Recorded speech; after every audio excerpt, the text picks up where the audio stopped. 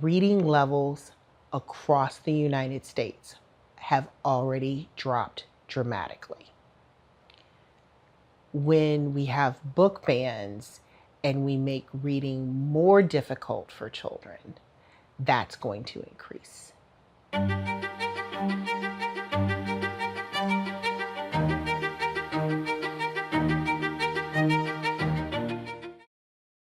Hello, I'm Maya. I've always loved books. Growing up, some of my favorite Christmas gifts were new ones to read. So when I started hearing about books being banned and challenged in schools, I wanted to learn more. This documentary explores why book bans happen and what they mean for children across America. Several Jacksonville groups are rallying outside Duval County School District offices, calling for an end to book bans across the state. Books banned in Duval County. Continuing the conversation on book bans. Book bans are un-American and fascist.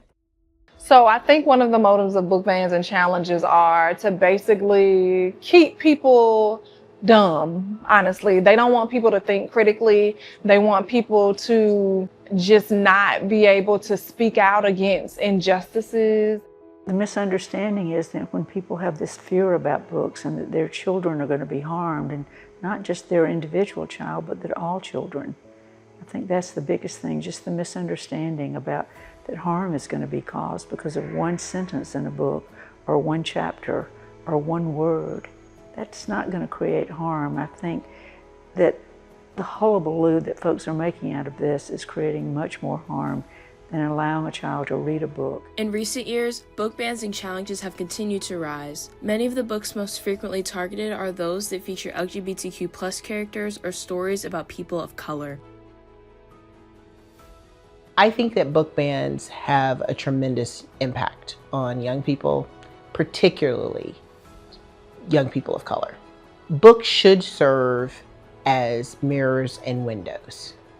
You should be able to look in a book and see yourself reflected in it, and you should be able to look at a book and see the experiences of others. There are a lot of books that have made me feel seen and understood, especially like throughout my life, because you live so many lifetimes, I think, you know.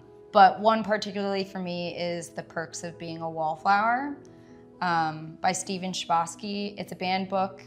I didn't know it was banned, but I found it in high school, or it found me in high school.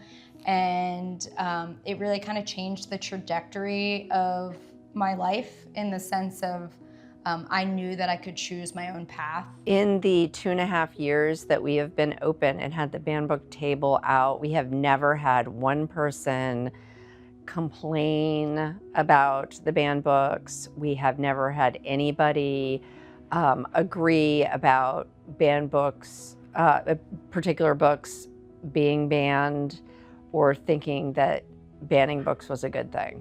Not one person. When people read and have access to all these different perspectives, that could cause them to, well, it will cause them to question their communities and their governments and leaderships.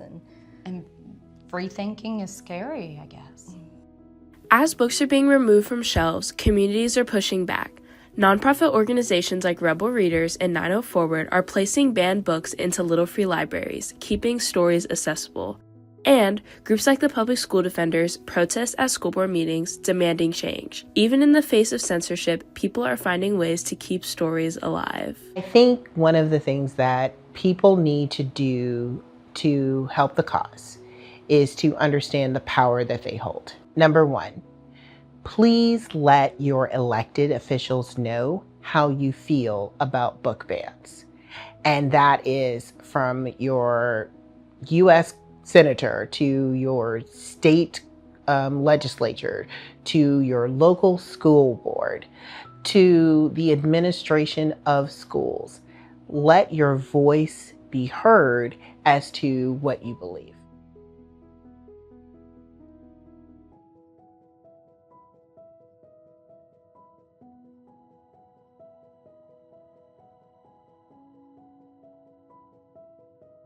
I really appreciate that you're doing this. I think it's exciting that you're doing it, and I'm glad that I can't wait to see the results, and I hope that you're interviewing a lot of good folks and that you're going to get a message out. So that's part of the answer to the question, what can we do? This is what you're doing. It's excellent, and I'm so glad you're doing it. And thank you for asking me to join in.